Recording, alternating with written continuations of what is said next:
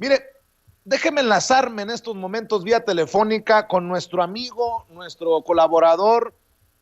un periodista al que admiramos y respetamos y que todas las semanas está con nosotros para hablar sin censura, Jesús Lemus, autor de muchos libros, pero el más reciente, El Licenciado, sobre Genaro García Luna y la relación en el gobierno de Felipe Calderón. Mi querido Jesús, te mando un abrazo, ¿cómo te va? Buenas tardes. Buenas tardes, mi querido Vicente Serrano. Siempre un gusto y un placer saludarte y gracias por el espacio. Y aquí estamos como todos los jueves para platicar los temas coyunturales. Oye, mi querido Jesús, por cierto, quiero decirle que, y me voy a adelantar, que jueves y viernes usted va a ver y escuchar este mismo programa por las celebraciones, por las conmemoraciones del Día de Acción de Gracias en Estados Unidos. Jesús, a ver, Sí. muere el doctor Mireles. Déjame preguntarte tu opinión sobre el doctor Mireles, su legado, su lucha. Y es que sé que tú estuviste al pendiente de las autodefensas. De hecho, muchas de tus investigaciones allá en Michoacán te llevaron a ser perseguido en tiempos de Calderón, a terminar injustamente en la cárcel. ¿Qué deja el doctor Mireles? ¿Cómo entiendes esta figura de luz y sombra? Mira, mi querido Vicente, la muerte del doctor Mireles, como todas las muertes, pues muy lamentable. Pero en este caso creo que eso es una muerte pues trágica para la sociedad mexicana, porque sin duda alguna, más allá, como tú bien dices, de los claroscuros que pudo haber tenido el doctor Mireles en su vida, pues nos deja un gran legado, que fue el de la resistencia civil. Muchos no lo han visto y qué bueno que tocas el tema, qué bueno que aquí en Sin Censura podemos hablar de este tema, porque lamentablemente hoy todos los medios de comunicación pues lamentan también, por supuesto, la muerte de Maradona y la muerte de Flor Silvestre, entre otros, pero no se han abocado realmente a hacer esta revisión necesaria sobre la muerte del doctor Mireles, que insisto, deja un gran legado, porque lo que no pudieron hacer los grupos del narcotráfico, lo que no pudieron hacer el gobierno federal, lo que no pudo hacer la misma cárcel cuando lo llevaron a él detenido también de manera injusta, pues finalmente lo hizo la pandemia de la COVID-19, que fue arrebatarle la vida. Y hoy el doctor Mireles, ese gran luchador social que se alzó en el gobierno de Enrique Peña Nieto y que se levantó contra los grupos del narcotráfico cuando el gobierno federal no podía hacer nada, y por supuesto que no podía hacer nada porque estaba coludido con el narcotráfico, pues lo vino a hacer finalmente, te digo, este coronavirus que hace que el doctor Mireles sea parte de esa estadística de más de 103,000 muertes que lleva la pandemia hasta el día de hoy en nuestro país. Pero sin lugar a duda, insisto, nos deja un legado de valor, un legado de honestidad, porque más allá, y déjame decirlo así de manera muy clara, no estoy hablando porque la muerte nos tenga que hacer precisamente o forzosamente buenos eternamente. La muerte es un proceso natural y punto. Y hay que hablar del doctor Mireles como era el doctor Mireles, porque así como se alzó y logró un gran ejemplo a nivel nacional sobre lo que puede hacer un ciudadano cuando se cansa del olvido del Estado mexicano, pues también tuvo sus errores. A lo mejor no es uno quien lo vaya a cuestionar, pero sí tuvo sus altibajas, tuvo sus señalamientos sociales, como por ejemplo aquel tropiezo de llamarle nalguitas a algunas derechohabientes o llamar pirujas a algunas esposas de algunos derechohabientes, pues sin lugar a duda le quitó a lo mejor mucho mérito en esta sociedad tan de cristal que hoy tenemos en México, ¿no? Pero eso no nos puede dejar perder de vista que Mireles fue el caudillo más importante de los últimos años en el levantamiento social de los mexicanos contra el narcotráfico. Pues él fue el fundador de los grupos de autodefensa en Michoacán, donde no solamente logró la integración de los primeros 14 grupos de civiles que se armaron contra el narcotráfico, sino que posteriormente también fue el ejemplo para que muchos otros ciudadanos de otros estados, y te hablo de los estados de Puebla, de Guerrero, de Oaxaca, de Veracruz, de Sinaloa, Nayarit o de Sonora, que también se alzaron contra el narcotráfico siguiendo precisamente el ejemplo del doctor Mireles. En resumidas cuentas, yo pienso que el doctor Mireles nos deja un gran legado y que su muerte, por supuesto, no lo va a poder sepultar porque aún están activos en el país por lo menos 72 grupos de autodefensas en todo el territorio mexicano. Y te digo, son grupos de civiles armados que siguieron el ejemplo de este michoacano que decidió alzarse contra los grupos del narcotráfico, justamente cuando el Estado mexicano no quería hacer nada y cuando el Estado mexicano estuvo prácticamente coludido con estos grupos de criminales. Entonces, considero yo que el doctor Mireles trasciende más allá de su muerte, porque nos ha dejado un gran legado, nos ha dejado un gran ejemplo, que ojalá lo siguiéramos muchos mexicanos. Y hay que decirlo, como insisto, hay que decirlo, el doctor Mireles era un verdadero hijo de la chingada, como muchos de nosotros, y eso no le quita, por supuesto, nada de mérito de lo que hizo a favor de la sociedad, de que hizo que por lo menos despertara entre los mexicanos ese clamor de justicia y ese respeto al propio valor de la sociedad civil, mi querido Vicente. Jesús, de alguna manera te identificas, perdón que vaya al ámbito personal, pero el doctor Mireles sufrió como tú la persecución, estuvo encerrado injustamente, se convirtió en un preso político. De alguna manera, tú también fuiste preso político, mi querido Jesús Lemus. ¿De alguna manera te identificabas con aquello de haber sido encerrado y salir con más bríos para continuar la lucha desde diferentes trincheras? Sí, sin duda alguna, Vicente. Digo, fue un ejemplo para muchos mexicanos y yo en lo personal, sí, siempre tuve una identidad, siempre me identifiqué con su pensamiento social. Discrepé en algunos momentos con su forma de sentir, de ver la realidad, de cómo estaba invadiendo el narcotráfico a los propios grupos de autodefensa, pero sin duda alguna, yo muy en lo personal, como el último de los mexicanos, sin duda alguna yo me identifiqué mucho, porque Mireles fue también objeto de traición desde el Estado, fue objeto de vejaciones, de violación a sus derechos civiles, y por supuesto que fue un ciudadano pues que nunca se quedó callado y que, como tú bien dices, después de salir de la cárcel, recordemos que él también escribió aquel famoso libro de Todos somos autodefensas, donde también él daba su visión muy particular sobre lo que era el movimiento civil armado contra los grupos del narcotráfico. Hay una clara identificación, por supuesto, con él, porque él cuando estuvo también en prisión, y yo de eso di mucha cuenta cuando estuve, él reportando para algún medio nacional sobre cómo vivía su condición de preso, el doctor Mireles, que primero estuvo en la cárcel de Hermosillo, luego fue trasladado a la cárcel federal de Nayarit, cómo fue también dejado, cómo estuvo sometido por el Estado mexicano, que le impidió prácticamente tener comunicación con los grupos que en algún momento encabezó, tuvo limitaciones en la comunicación, incluso hasta con su familia, fue humillado, fue maltratado, fue golpeado dentro de la cárcel, y por supuesto que luego, después de que sale de la prisión, pues viene ese renacer, a lo mejor ya no con tanta fuerza, porque ya las condiciones políticas en el país eran distintas y ya había perdido él mucha fuerza dentro de los grupos de autodefensa, pero él siguió haciendo su lucha, siguió insistiendo, y bueno, hoy se le ha cuestionado situaciones de su vida personal, un segundo matrimonio cuando él ya tenía más de 60 años con una persona mucho más joven que él, pero pues bueno, finalmente nadie estamos vacunados para no enamorarnos en determinada edad, y eso creo que es pecata minuta, pero a lo que voy es que sí me identifico plenamente con el doctor Mireles, porque fue, y para mí, en lo personal, creo que fue el más grande luchador del inicio de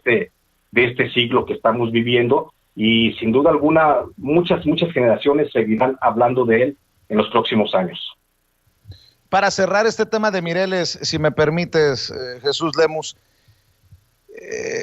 tal vez el legado más importante, y dime si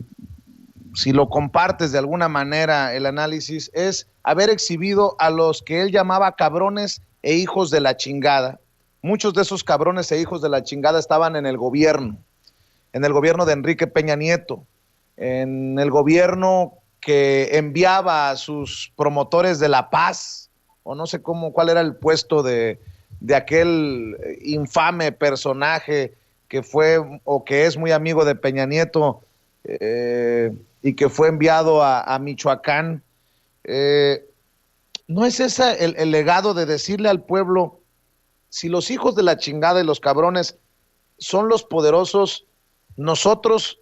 somos más fuertes desde abajo? Entiendo que la lucha también era para quitarse el yugo del crimen organizado,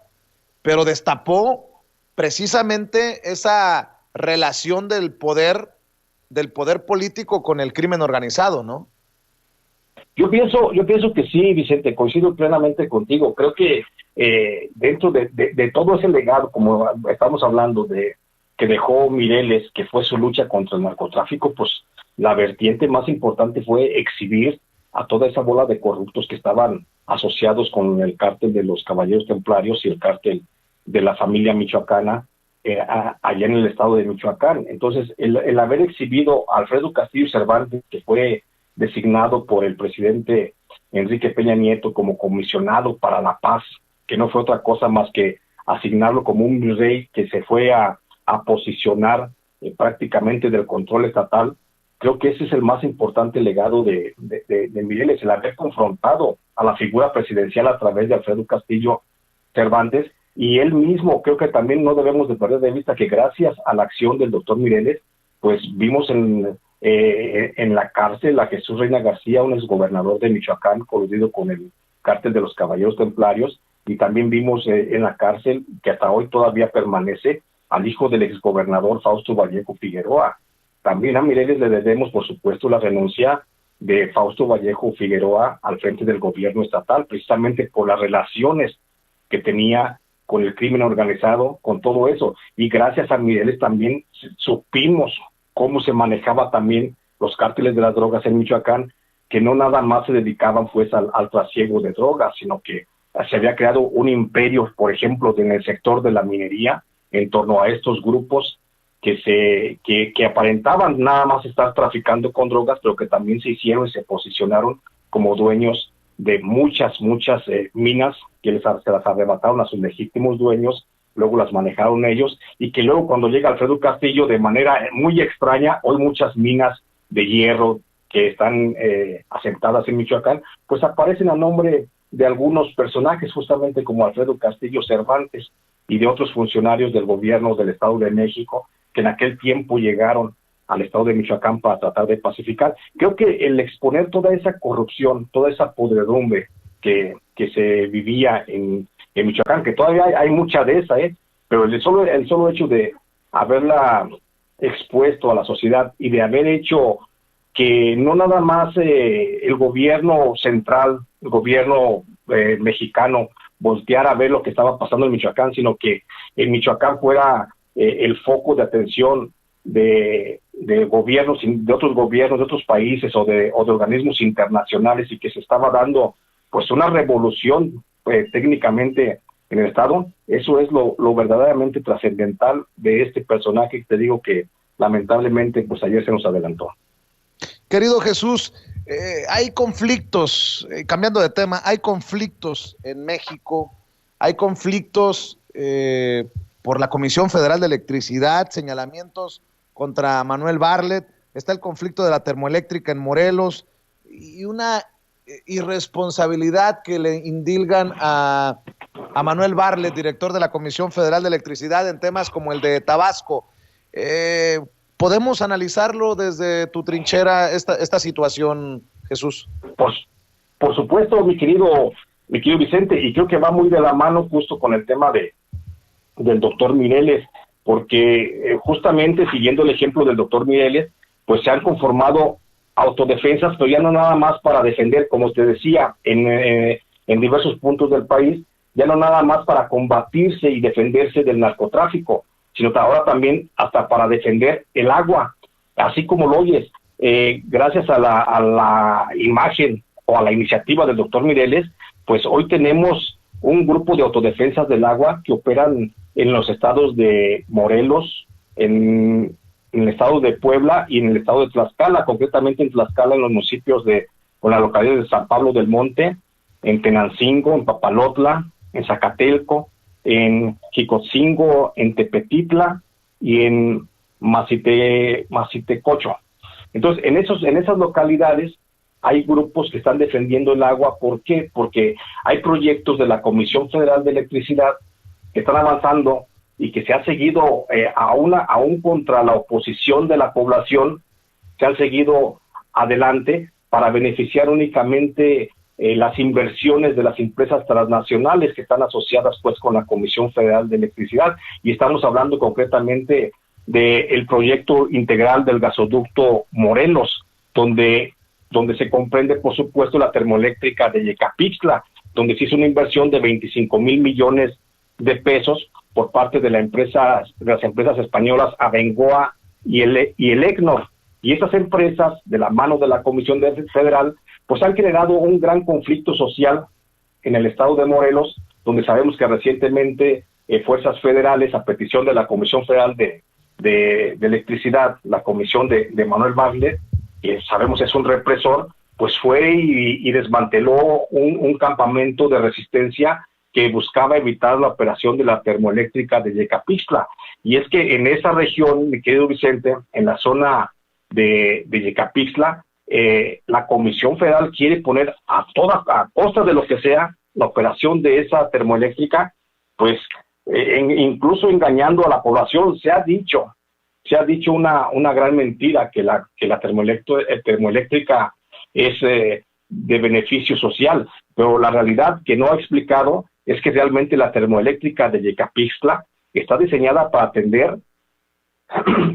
las demandas de electricidad de la planta industrial del estado de Morelos, y no para la población, lo que causará finalmente mayores perjuicios que beneficios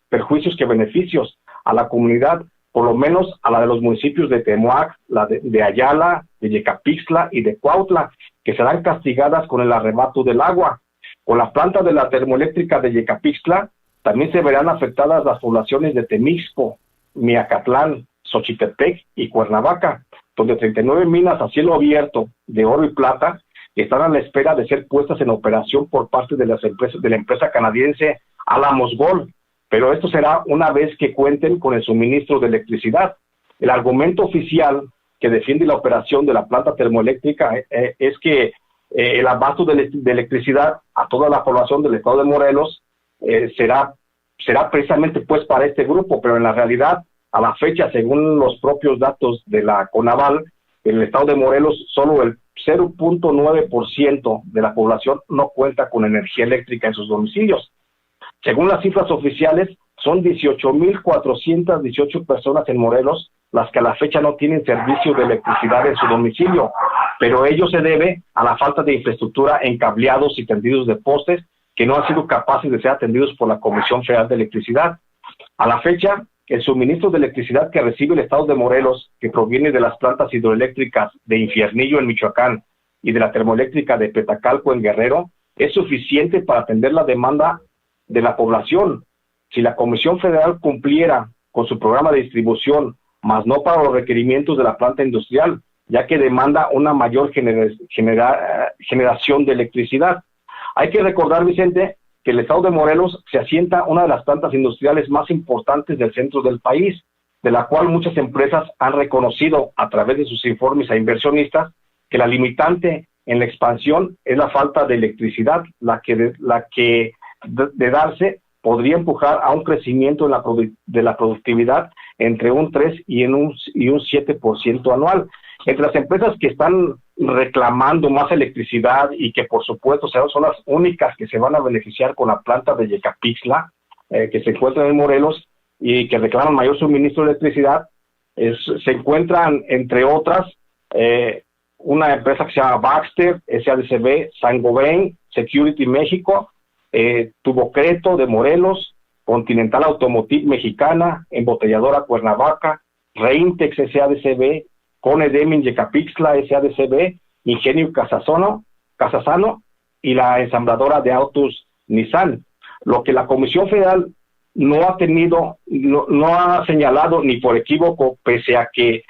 se ha expuesto públicamente por parte de los opositores a la construcción y a la operación de la termoeléctrica de Yecapixtla, es el beneficio que este proyecto dará también a la planta minera en crecimiento en el estado de Morelos, donde una de las beneficiarias será la compañía minera Rosalío, que reclama más electricidad para explotar más aceleradamente la mina de oro y plata en Huaxtla, en el municipio de Puente de Ixtla. Otra mina de esta misma compañía, que a la fecha registra un déficit de electricidad para alcanzar sus demandas más elevadas de extracción de minerales metálicos, son las de Tlaquiltenango y Tilzapotla, ubicadas en los municipios de Tlaquiltenango y Puente de Ixtla, de donde se extrae hematita para la obtención de hierro. Entre los proyectos mineros que en el estado de Morelos se encuentran detenidos por falta de electricidad, también se encuentra el de la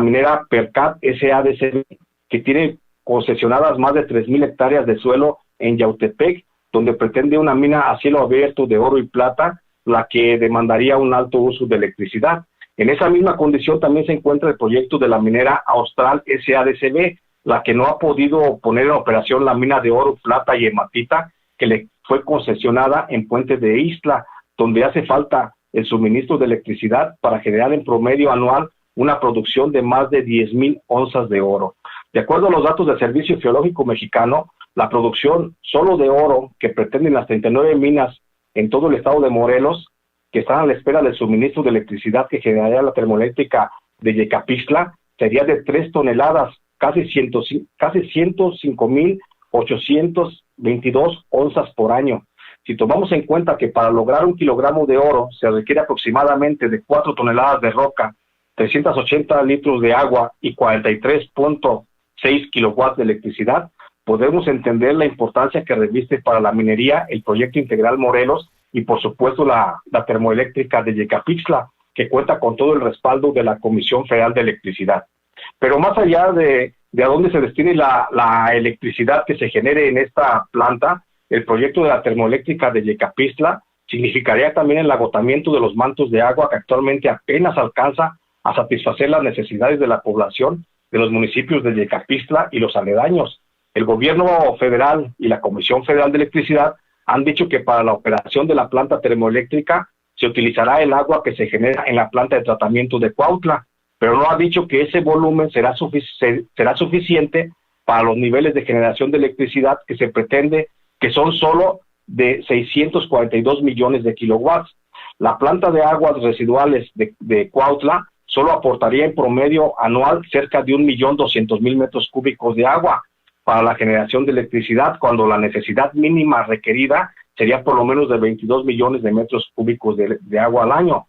por lo que el déficit de más de 20 millones de metros cúbicos de agua se habrá de tomar de los mantos acuíferos, lo que finalmente afectará a la población. Así, en pocas palabras, mi querido Vicente, ese es el verdadero conflicto que se está viviendo en el estado de Morelos, donde la Comisión Federal de Electricidad pues no atiende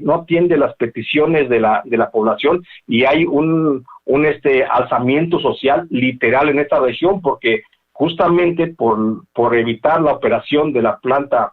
o de poner en marcha el proyecto integral Morelos, pues ha habido a la fecha por lo menos 11 personas que han sido ya encarceladas, y todo porque la Comisión Federal de Electricidad quiere defender a costa de lo que sea la inversión que ha hecho las empresas Abengoa y el EGNOR. Y esto parece ser que no se conoce muy a fondo, y por eso qué bueno que me das la oportunidad de comentarlo aquí en Sin Censura y hablar de este tema que sin duda alguna puede detonar en mayor violencia en los últimos días. Pues recordemos que ya ese conflicto ya cobró la vida de un defensor del suelo y del agua, como fue Samir Flores Soberanes, que fue ejecutado en Amilcingo, en el municipio de Temoac, en el estado de Morelos,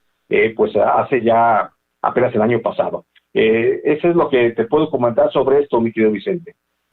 Pues me parece muy interesante, y para eso también debe de servir Sin Censura, para que se informe de lo que en otros lados no se atreven, no les interesa, no les conviene, porque no van a morder la mano que les da de tragar. Déjame preguntarte para cerrar, mi querido Jesús Lemus, ¿cómo ves el desmadre de los priistas? Chayo Robles contra Luis Videgaray, Luis Videgaray contra Osorio Chong, Emilio Cebadúa contra Luis Videgaray, Peña Nieto se hace pendejo, y así sucesivamente. Pues es un pleito de familia, mi querido Vicente. Ya no salieron de acuerdo en las cuentas, ya no supieron cómo quedó el reparto, y ahora sí ya viene la rebatinga, y a cómo vamos, ahora con los testigos protegidos, y lo digo con todo respeto para los testigos de Jehová, pues creo que dentro de poco, así como van las cosas, va a haber en México más testigos protegidos que testigos de Jehová, porque van a seguir, por supuesto, saliendo más nombres, más personas, y bueno, Rosario Robles, lo único creo que yo pienso que está pidiendo es un trato igualitario al que se le está dando a Emilio Lozoya y a Emilio Cebadúa. Creo que está en lo justo, creo que lo que es para uno es para otros, y así se establece en el principio del derecho. Entonces, lo que veo es de este pleito es que no salieron de acuerdo ya en las reparticiones, ya no salieron de acuerdo en cómo iban a tratar de atender ese asunto si es que salía, y es también que ellos tenían confianza en que nunca se fuera a exponer públicamente este asunto, pero sin duda alguna, insisto, mi querido Vicente, en los próximos días vamos a ver pues muchas más colaboradores del expresidente o del entonces presidente Enrique Peña Nieto, que seguramente se van a acoger a la figura de testigo protegido, y ya bien lo señalaba, por supuesto que va Luis Videgaray Caso, y luego por supuesto que tiene que ir a responder ante la Fiscalía General de la República el senador Miguel Ángel Osorio Chong, porque tienen muchas cuentas que explicarle al pueblo mexicano. Perdón por lo que voy a decir, por favor, cuidado con los niños. Sí, se van a acoger y se van a acoger. Entendió el que entendió. Mi querido Jesús Lemus, oye. Es correcto, se van a acoger a la justicia mexicana. Entonces, bueno, ahí vemos a ver qué va a pasar, porque es una novela que tiene un final, pues no tan reservado, es un pronóstico más bien muy claro. Vamos a ver a Enrique Peña Nieto, sin duda alguna, respondiendo ante un juez. Mi querido Jesús Lemus, invito a las personas para que sigan buscando El Licenciado en sus librerías favoritas, y obviamente que también te apoyen en redes sociales, que hagan más grande la audiencia en donde te pueden leer en tus trincheras independientes, en tus trincheras personales.